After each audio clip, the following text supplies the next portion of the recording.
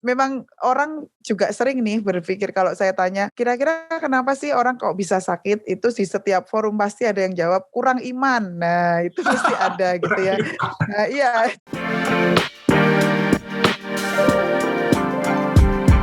Hai sahabat TCID, kalian sedang mendengarkan podcast Suara Akademia. Ngobrol seru isu terkini bareng akademisi.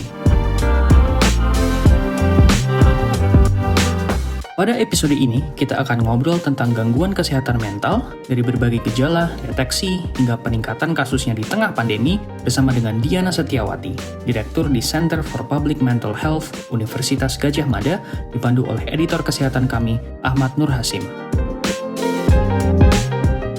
Selamat pagi para pendengar, pemirsa. Berjumpa kembali dengan saya Ahmad Nur Hasim, editor Sains dan Kesehatan The Conversation. Kali ini program Suara Akademia akan berbicara tentang kesehatan mental yang kita mungkin mengalaminya tetapi tidak menyadari bahwa kita mungkin selama pandemi ini juga terkena dampaknya, dan karena kita mungkin tidak menyadarinya, kita mungkin tidak menganggap itu sebagai masalah. Sehingga kali ini kita akan berbincang-bincang dengan Ibu Diana Setiawati, PhD. Sekarang Bu Diana ini menjabat sebagai Direktur Pusat Studi Kesehatan Mental Fakultas Psikologi Universitas Gadjah Mada. Selamat pagi, Bu Diana. Selamat pagi, tergantung negara bagian mana ini Mas. Kalau di tempat saya masih pagi. Iya. Terima kasih Ibu Diana. Sekarang kita mulai dari yang ringan-ringan, Bu. Di masyarakat kita ini ada banyak istilah, Bu, kaitannya dengan kesehatan mental kan ya? Betul. Ada kesehatan mental, ada kesehatan jiwa, ada gangguan mental dan gangguan jiwa ini, Bu. Kalau menurut ilmu psikologi nih, menurut saintis ini sebenarnya istilah yang tepat ini apa, Bu? Jadi sebenarnya ini kan ditranslate ya dari kata dalam bahasa Inggris itu mental health gitu. Jadi kesehatan jiwa atau kesehatan mental ya. Kalau resminya, kalau negara kita sebenarnya kementeriannya mengadopsi kata-kata kesehatan jiwa. Jadi direktorat yang ada di dalam Kementerian Kesehatan itu Direktorat Kesehatan Jiwa. Tetapi di media terus di masyarakat juga populer istilah kesehatan mental yang sebenarnya itu bisa digunakan keduanya sama-sama seperti itu. Kalau istilah itunya ya. Tapi kalau gangguan itu dari kata-kata mental illness, mental disorder itu diterjemahkannya itu gangguan jiwa, gangguan mental. Di Undang-Undang Kesehatan Jiwa itu udah nggak boleh ya sebenarnya kata-kata gila itu dipakai gitu ya. Artinya yang diperkenalkan sebagai terminologi atau kata-kata yang resmi itu sebenarnya adalah ODGJ, orang dengan gangguan jiwa, dan ODMK, orang dengan masalah kejiwaan gitu. Kalau mungkin sebelum pandemi ya, masalah-masalah kesehatan jiwa ini kurang mendapatkan perhatian karena orang masih bebas kesana kemari, ya kan? Masih bisa datang ke kelas, kuliah juga masih bisa, ke tempat wisata juga masih bisa gitu. Kalau ngopi gitu ya. Ngopi-ngopi ya kan, kumpul banyak orang itu bisa. Kalau apa sih indikasi-indikasi yang paling awal gitu ya, yang bisa kita lihat bahwa itu ada masalah kesehatan jiwa, Bu? Iya, sebenarnya masyarakat mudahnya itu cukup menghafalkan 4 ciri sehat jiwa itu ya. 4 ciri? Nah, 4 aja. Nah, itu mudah. Nanti sehingga kita jadi bisa mengukur kita sebenarnya apa sih kondisi kita seperti apa. Jadi orang yang sehat jiwanya, sehat mentalnya itu dia satu, mengenali potensi dirinya. Jadi mungkin saya elaborasi sedikit ya, mengenali potensi diri itu bukan hanya tahu hobi, kemampuan, kekurangan gitu, bukan hanya itu saja, tapi juga tahu alasan kenapa saya hidup, kenapa saya harus pernah berada dalam situasi pandemi, bangun pagi ini saya kenapa harus bekerja dan sebagainya. Jadi ada keterikatan dengan kehidupan, semangat hidup. Nah itu penting banget karena kalau begitu ini nggak ada, itu akan menuju ke masalah-masalah yang sangat kompleks dalam kesehatan jiwa. Itu yang paling kompleks kan biasanya ide atau keinginan bunuh diri gitu. Yang kedua, mampu menghadapi tekanan sehari-hari. Jadi pandemi maupun tidak pandemi, dalam situasi apapun sebenarnya kita menghadapi tekanan sehari-hari. baik tekanan itu dari pikiran kita sendiri, dari kecemasan kita sendiri mungkin, aduh gimana kalau saya nggak lolos beasiswa, aduh gimana kalau saya nggak dapat uang untuk makan anak saya, gimana kalau saya nggak mampu cari uang untuk sekolah anak saya, dan seterusnya. Atau dari orang-orang sekitarnya, kan setiap hari ada tuh tekanan, sampai ke mungkin orang-orang yang bekerja ya, tekanan deadline dan sebagainya, tekanan harus store kerjaan dan sebagainya. Tetapi orang yang sehat mental, sehat jiwa tadi, dia akan mampu menghadapi itu, tidak panik, tidak kalut ya. Ya kadang-kadang target tidak tercapai mungkin, atau kadang-kadang ke kantor udah mau tepat waktu ternyata bocor banyak, tapi kita bisa menghadapi itu dengan artinya ya ada caranya gitu untuk keluar dari itu, bukan terus kemudian panik, terus kemudian nggak bisa mikir, terus kemudian menghindar dari masalah, bukan begitu. Itu yang kedua. Yang ketiga, produktif. Jadi kalau kita udah merasa bahwa kita itu nggak produktif, kalau petani ya produktivitas di sawah bisa kerja seharian, hasilnya nyata gitu. Anak sekolah produktif ya berarti kalau dia menuntut ilmu ya dapat ilmu dalam sehari itu. Wartawan tadi ya bisa nulis gitu ya dengan fokus begitu. Nah itu berarti kita sehat. Tapi kalau kita, wah biasanya nulis seperti ini biasanya setengah jam, jadi harus 5 hari. Ngerjain skripsi gitu ya, seharusnya 1 semester kok jadi 3 tahun. Nah itu berarti ada something, ada sesuatu yang nggak produktif. Atau pedagang di pasar kok seharusnya bisa berjualan dengan semangat, tapi melamun, nggak bisa konsentrasi, pikirannya nggak ada di situ, nggak semangat. Nah itu tanda-tanda. Yang keempat, bermanfaat untuk orang lain atau komunitasnya gitu. Kalau gitu misalnya kuliah S1 mestinya selesai 4-5 tahun, selesai 7 tahun. Ya Gangguan itu jiwa kayak gitu.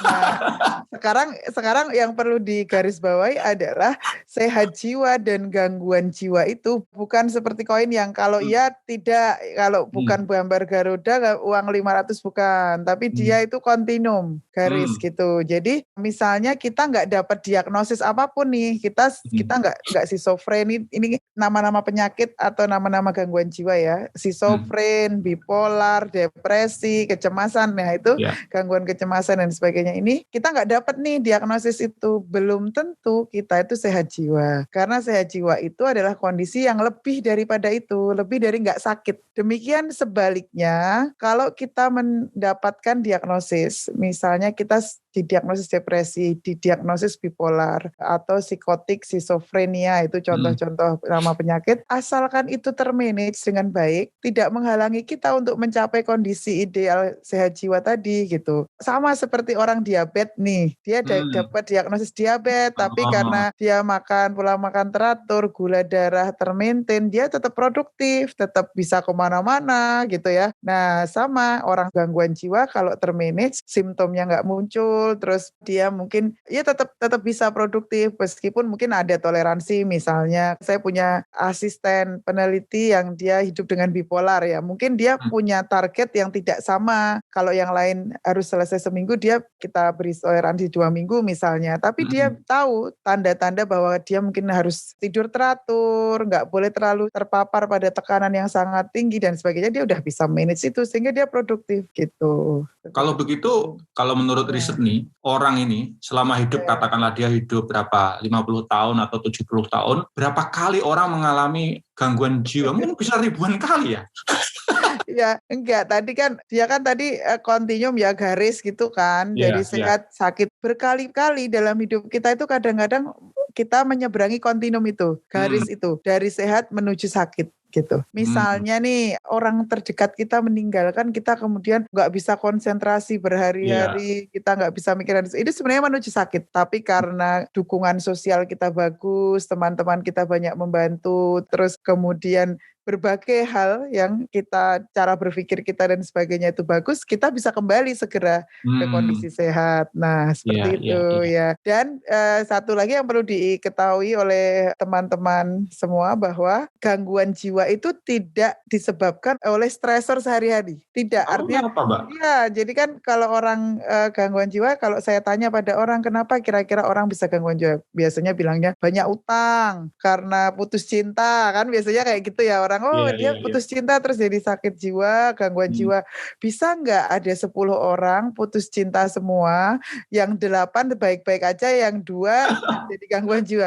Bisa nggak ada 10 orang punya utang banyak, yang 8 baik-baik aja, yang 2 gangguan jiwa? Bisa. Nah, karena gangguan jiwa itu sesuatu yang kompleks. Untuk kita menjadi sakit terganggu itu pertama faktor genetik.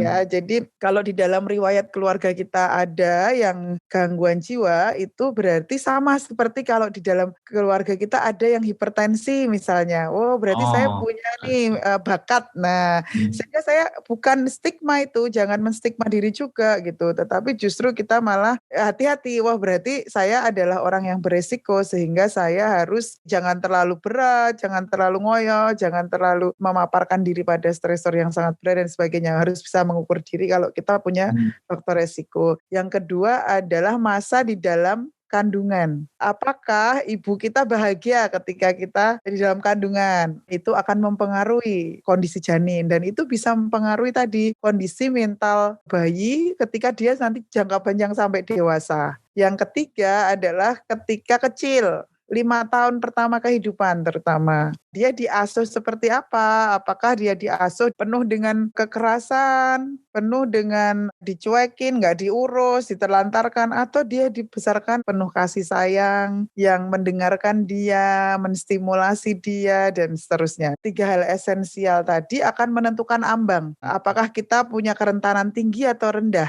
ketika menghadapi stresor. Tetapi orang yang baik-baik aja semuanya dari awal, ketika menghadapi stresor yang besar mungkin dia juga baik-baik aja. Jadi bukan tekanannya yang kita lihat, tetapi dinamikanya sangat kompleks. Jadi kita memang tidak perlu juga menstigma teman-teman yang mengalami gangguan jiwa, karena ya banyak hal yang nggak dia bisa kontrol kan. Kalau genetik dia nggak bisa nolak. Bagaimana dia di dalam kandungan dia juga nggak bisa nolak. Bagaimana dia dibesarkan dia juga dulunya nggak bisa milih orang tuanya yang mana. Di mana dia lahir. Maunya sih mungkin jadi anaknya lahir di Menteng gitu ya. Ya gitu. Ya tapi nggak harus Menteng juga. Artinya kalau keluarga itu sederhana pun, tapi dia paham bahwa cara mengasuh anak itu positif gitu ya, itu sudah sangat membantu menguatkan jiwanya gitu untuk menjadi pribadi tangguh seterusnya begitu. Kalau begitu sebenarnya kalau tadi diibaratkan seperti diabetes ya, artinya kan ada faktor pengendalian ya. Dari diri sendiri mampu mengendalikan. Kalau diabetes kan ya tidak membatasi makan gula, minum manis gitu-gitu.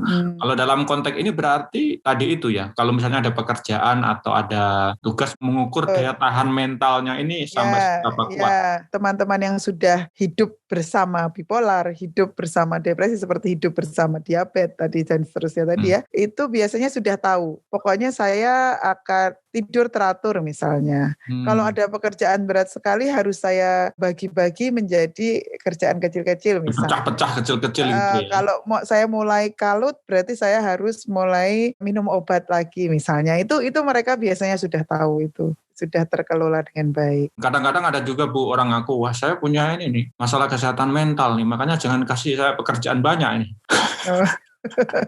Masa ya?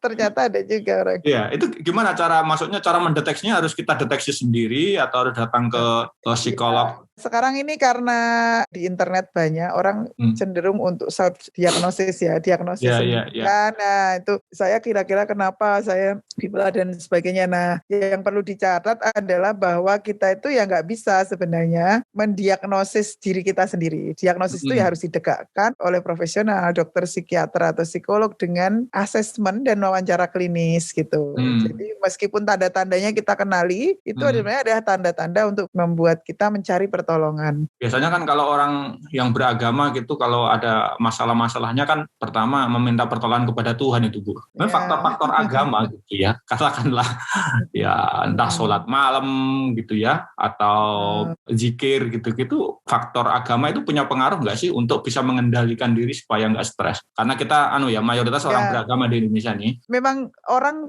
juga sering nih berpikir, kalau saya tanya, kira-kira kenapa sih orang kok bisa sakit, itu di setiap forum pasti ada yang jawab kurang iman. Nah itu pasti ada gitu ya. Nah iya, saya sampai pernah diminta untuk seminar gitu, judulnya depresi apakah karena kurang iman gitu. Nah jawabannya seperti ini. Jadi iman atau ya ritual keagamaan yang menuju ke iman itu, dia bisa menjadi faktor protektif, bisa mencegah. Jadi iman itu posisinya tuh bisa jadi faktor yang benteng, bisa jadi penolong untuk kesembuhan, tetapi kita tidak bisa mengatakan depresi itu karena kurang iman. Orang yang kena COVID itu jorok misalnya kan gitu kan, enggak gitu ya. Jadi kalau gitu kan artinya butuh obat kan ya. Kalau misalnya mengalami masalah kesehatan jiwa yang berdasarkan diagnosis medis gitu. Jadi terapi untuk gangguan jiwa, gangguan mental ini sebenarnya multidisiplin. Sifatnya multidisiplin. Jadi ada kondisi tertentu yang memang perlu obat, ada yang tidak. Ada yang perlunya psikoterapi, ada yang perlunya terapi keluarga. Tetapi ini ada juga yang berat, itu perlu semuanya gitu. Ada memang yang harus dikendalikan dengan obat. Kalau sekarang kita bicara soal yang pandemi ini, Bu. Ini kan orang pertama gerak dibatasi, ya kan. Kemudian pertemuan juga dibatasi. Kadang-kadang kalau terkena COVID, isolasi mandiri. Dalam hubungan sosial juga kita juga menjaga jarak di luar rumah. Kalau menurut Ibu ini faktor-faktor yang memang bisa mendorong level gangguan jiwa meningkat atau bagaimana? Betul sih. Jadi kita sekarang merasa ya pastinya ya bahwa ternyata berhubungan dengan orang lain tuh kebutuhan hidup kita gitu ya. Makanya WHO itu mengganti kan istilah social distancing menjadi physical distancing sebenarnya. Artinya yang dijaga tuh cuma jaraknya gitu. Tetapi secara sosial tetap suruh berinteraksi, dan WHO juga mengatakan internet itu sekarang sudah bukan lagi sambungan gitu, tapi lebih dari sambungan kehidupan gitu. Jadi kalau orang nggak bisa terhubung tuh bisa gawat gitu. Nah, belajar dari pandemi-pandemi sebelumnya atau kejadian-kejadian epidemi-epidemi serupa gitu, itu memang kondisi isolasi itu meningkatkan kerentanan, meningkatkan orang-orang yang rentan untuk menjadi secara umum ada peningkatan gitu. Tetapi yang lebih akan meningkat itu sebenarnya mungkin secara jangka panjang gitu. Jangka pendek mungkin peningkatannya sedikit gitu. Artinya orang yang mulai menjadi depresi dan sebagainya mungkin tidak terlalu signifikan banget gitulah, artinya mungkin meningkat beberapa persen. Tetapi untuk jangka panjang ini yang harus kita lihat gitu. Karena apa? Karena ada disrupsi sekolah, anak-anak nggak bisa ke sekolah, pertumbuhan menjadi terbatas gitu ya. Terus kemudian sistem kesehatan juga tidak full bisa melayani orang. Jadi ada dampak-dampak jangka panjang, terutama yang sangat rentan itu nanti anak-anak, terutama di usia dini ya, kan mereka itu kan saatnya harusnya bersosialisasi dan sebagainya. Kalau keluarga tidak mampu mengantisipasi hal itu, mereka bisa sangat mungkin mengalami dampak jangka panjang gitu. Bahkan salah satu peneliti jurnal, 10-an peneliti waktu itu menulis bahwa anak-anak itu akan mengalami the darkest and the longest effect of pandemi, atau dampak terburuk dan terpanjang dari pandemi. Sehingga memang kita harus mengantisipasi itu. Itu juga belajar dari flu Spanyol, itu ditunjukkan bahwa anak-anak yang ibu-ibunya tuh hamil ketika pandemi flu Spanyol itu aja ya, itu ternyata mereka lebih banyak yang disabilitas, lebih banyak yang memiliki problem kesehatan fisik maupun kesehatan mental kayak gitu ya. Karena apa ya, bisa dipahami kan sistem kesehatan sedang sangat sibuk menangani hal-hal lain. Nah itu yang sebenarnya perlu kita jadikan perhatian gitu. Justru pada antisipasi jangka panjang juga karena struktur keluarga mungkin berubah, ada orang tua yang meninggal dan sebagainya, nantinya bagaimana seterusnya. Jadi itu yang perlu kita antisipasi lebih jauh, itu juga sebenarnya secara jangka panjang. Kalau ini Bu, sekarang kan kayak untuk di angkatan yang kerja gitu ya, orang-orang kayak saya misalnya juga mungkin orang-orang yang sudah masuk di dunia kerja kan juga lebih banyak menghabiskan rumah dan mungkin terkejar dari Zoom ke Zoom yang lain gitu ya. Ya, betul. Dan sehingga terjadi kayak semacam mabuk Zoom lah kira-kira begitu ya. Zoom fatigue atau ya. Ya, Zoom fatigue gitu ya, atau cabin fever gitu kan. Bagaimana cara menghindari kita supaya tidak mengalami masalah kaitannya dengan itu, mabuk Zoom? Mabuk Zoom. Jadi salah satu resiko besar bagi kita yang bekerja dari rumah itu sebenarnya resiko mendapatkan penyakit tidak menular di jangka panjang itu meningkat ya, karena kan salah satu hal yang sangat kita khawatirkan itu namanya diet yang tidak bagus, terus kemudian secara fisik nggak aktif, kurang terus gerak ya, merokok dan itu sama-sama resikonya. Jadi itu yang sebenarnya perlu diingat, sehingga mungkin ya cara terbaik ya kan sebenarnya bisa jalan di pagi hari ketika nggak banyak orang gitu ya, untuk memastikan dia mencapai berapa ribu langkah sehari misalnya kayak gitu kan, itu ya memang perlu motivasi lah gitu ya. Artinya olahraga itu nggak cuma menyehatkan fisik tapi juga menyehatkan jiwa, karena kan secara ini ya nanti kemudian secara hormonal itu juga ada hormon-hormon kebahagiaan yang keluar ketika kita misalnya mulai gerak gitu, mulai melihat matahari keluar. Itu salah satunya sih yang penting untuk dilakukan. Ada satu riset yang menyatakan bahwa perempuan gitu ya, apalagi di masa pandemi gitu, lebih stres gitu ya, lebih tertekan dibanding laki-laki. Ini sebenarnya saat sebelum pandemi seperti itu atau hanya pandemi semakin berlipat-lipat ini? Itu tuh seperti itu terus kok gitu. Iya memang secara riset yang lebih masif juga hasilnya begitu, bahwa memang perempuan itu lebih rentan untuk terutama mengalami gangguan emosional ya, seperti depresi, kecemasan. Tetapi herannya gitu, angka bunuh dirinya itu lebih banyak laki-laki. Ya, jadi perempuan itu kira-kira kalau sakit lebih mudah, tapi daya tahannya terhadap sakit lebih tinggi. Ini penyebabnya apa, Bu? Kalau dari sisi baik dari di ruang domestik dalam rumah tangga maupun karir, sosial, dan mungkin di luar rumah. Penyebabnya ya ada unsur hormonal ya, karena kan perempuan mungkin juga lebih naik turun, ada siklus bulanan dan sebagainya gitu yang pengaruh kondisi emosi. Terus kemudian perempuan juga seringnya ada pada posisi-posisi yang kurang menguntungkan, terutama di mungkin budaya tertentu, etnik tertentu, terus kemudian dalam mungkin setting pekerjaan pun seperti itu, kayak gitu ya. Sehingga itu juga menambah kerentanan dia sebagai seorang perempuan begitu. Apalagi kalau sekarang masa pandemi ini jauh lebih berat gitu ya, karena dalam masyarakat yang masih patriarkis begini ya kan, mengajari anaknya sekolah. Itu semuanya kebanyakan perempuan ya. Betul. Ini kalau di lembaga Ibu kan di Pusat Studi Kesehatan Mental Masyarakat itu, kalau selama pandemi ini ada mungkin pengaduan-pengaduan dari mahasiswa-mahasiswi di Universitas Ibu ada meningkat atau? Ya, mereka secara umum ya mengatakan itu tadi tidak kurang semangat gitu. Kita juga ada channel layanan untuk mahasiswa gitu juga ada. Dan saya pikir juga ada organisasi-organisasi profesi yang membuka layanan untuk masyarakat secara nasional seperti Ikatan Psikolog Klinis, Himpunan Psikologi Indonesia, kayak gitu-gitu yang bisa diakses oleh masyarakat. Kalau data secara riset kesehatan dasar kan yang tahun 2013 kan menyebutkan 1-2 orang tuh ya, dari 1.000 orang itu mengalami gangguan jiwa berat gitu ya. Berat, ya. Artinya kalau itu kan pada masa 2013 ya, masih kondisi normal. Kalau dengan kondisi sekarang artinya ada kemungkinan angkanya lebih berat ya. Bisa jadi peningkatan, tetapi itu tadi sih justru mungkin yang jangka panjang itu yang lebih berat yang harus kita antisipasi. Sekarang sih peningkatan juga sangat mungkin karena orang juga mungkin malas ke dokter ya.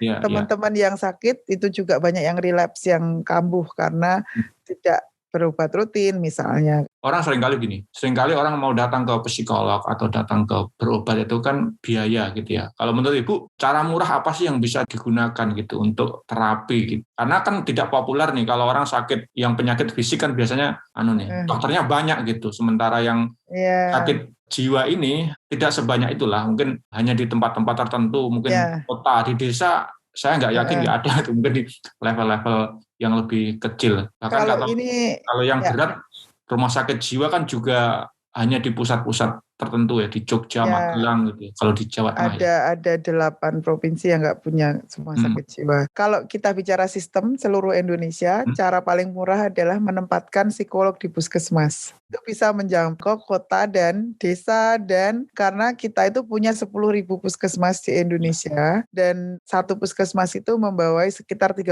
penduduk. Tidak ada satu orang pun yang sebenarnya tidak tercakup oleh puskesmas. Nah, itu sebenarnya sudah kita uji cobakan itu, dan kita udah riset ternyata itu jauh lebih murah daripada kalau ditangani oleh profesional lain begitu. Cuman itu memang ya kita coba untuk meyakinkan pemerintah ini pelan-pelan gitu. Ini masih dalam proses gitu ya. Itu cara murah banget karena masyarakat nggak perlu bayar, bahkan kita bisa langsung ketemu psikolog. Cara itu kalau bantuan ya, tapi cara lainnya ya tentu saja dengan memperbanyak kader kesehatan jiwa di masyarakat gitu ya. Jadi sebenarnya keterampilan untuk memberikan pertolongan pada gangguan jiwa itu keterampilan dasarnya bisa dipelajari oleh orang-orang yang mau belajar gitu.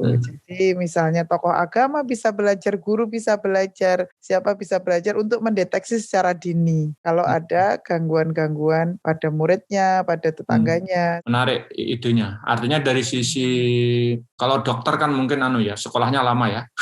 Iya, betul. Dokter kan lama. Kalau ini tadi yang kader kesehatan jiwa tampaknya ide yang bantuan psikologis awal tuh mereka bisa melakukannya sebenarnya kalau dilatih gitu.